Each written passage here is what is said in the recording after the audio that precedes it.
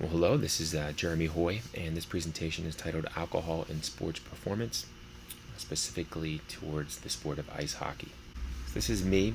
If you don't know who I am the head strength conditioning coach for Robert Morris University's men's and women's Division I ice hockey team. I'm also the head strength coach for Youngstown Phantoms USHL team, and I've been training hockey players in Pittsburgh, Pennsylvania, in the States for about 15 years, and been fortunate to be mentored by some of those players, but also by a lot of their coaches and some other great strength coaches over the years.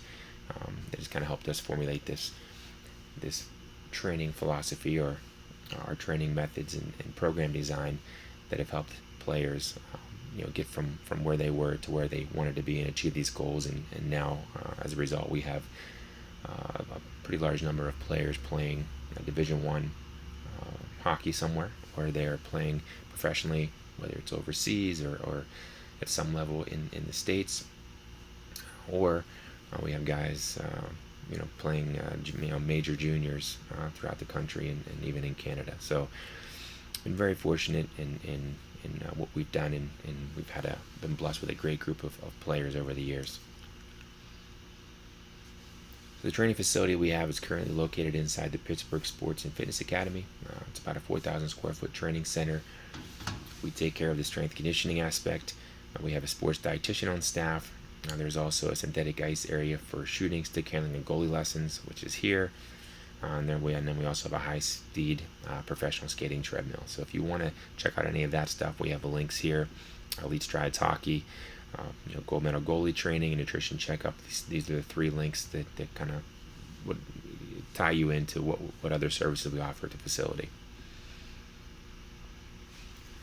The role of the strength conditioning coach is something that I always like to talk about in my presentations.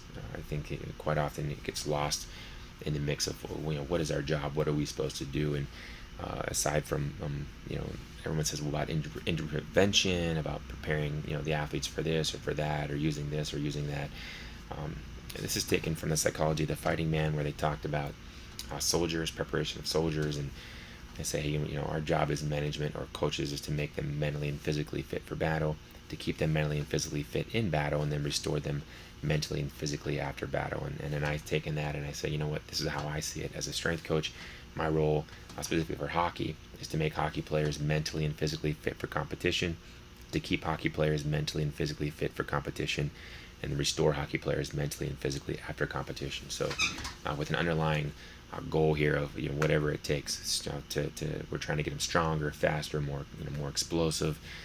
Is it quickness we're after? What are the goals that we're trying to get them more mentally and physically fit for competition? And then obviously injury prevention or injury risk reduction is a big part of that. We want them to move better, maybe more better kinesthetic, kinematic awareness. What is it? So we establish those goals and create a program to get them more fit for competition. Then we keep them fit in competition, and then we help them restore and recover after competition so they can get back and do it again. So it's a year-round approach to what we do for our training. 15 ways alcohol affects performance. If you're a coach, this is something that you're going to want to share with your players. If you're a player, take a long listen to this and let it sink in, and how alcohol can negatively affect your performance. So I didn't put it on here, but in addition to these 15 things, if it is illegal and you're underage, then obviously that is a negative thing as well. So keep that in mind. So number one, it dehydrates you. Dehydrated muscles don't function properly. They shut down sooner. It can also cause intense headaches and muscle cramping. So a dehydrated muscle is not going to perform, or dehydrated body is not going to perform the way that it has been trained optimally. So you put in all that time and effort to preparing properly, and now you're going to kind of throw it away here with alcohol consumption. So moving on to number two, it delays recovery after exercise by slowing the replacement of muscle and liver glycogen. Okay, glycogen would be the body's primary fuel source during exercise, stored in the liver and in the muscles. It delays recovery by slowing the body's ability to replace these. So after we exercise, the body wants to replace these in the muscle and the liver. All right, it converts any kind of non-sugar or non-carbohydrate into carbohydrate, because the body wants to replace what has been taken out of the body. For exercise, it delays that process. It delays the whole process. Okay, number 3, it impairs heat regulation. This can cause a lot of issues, including heat exhaustion and death. So not good at all. You can overheat and die. So something to keep in mind. Number 4, it increases blood pressure. Many athletes have no idea what their blood pressure is. So again, this can actually be a fatal issue as well. So something you don't want to deal with. It delays recovery from soft tissue injuries. Okay, so if you're an injured athlete, you want to get back in competition, this could delay the recovery process, whether it's a strain, something going on, a deep tissue bruise, something going, some kind of issue, any kind of soft tissue injury. It delays the recovery. Number 6, it depletes the body of valuable vitamins and minerals. So now you're eating right. Okay, you've got your diet down. You're doing everything the way you think you're supposed to do it, and then you're drinking, you're boozing, and it's going to deplete your body of the vitamins and minerals you need for not only for performance, but also for recovery. Number 7, it slows down reaction time for 72 hours.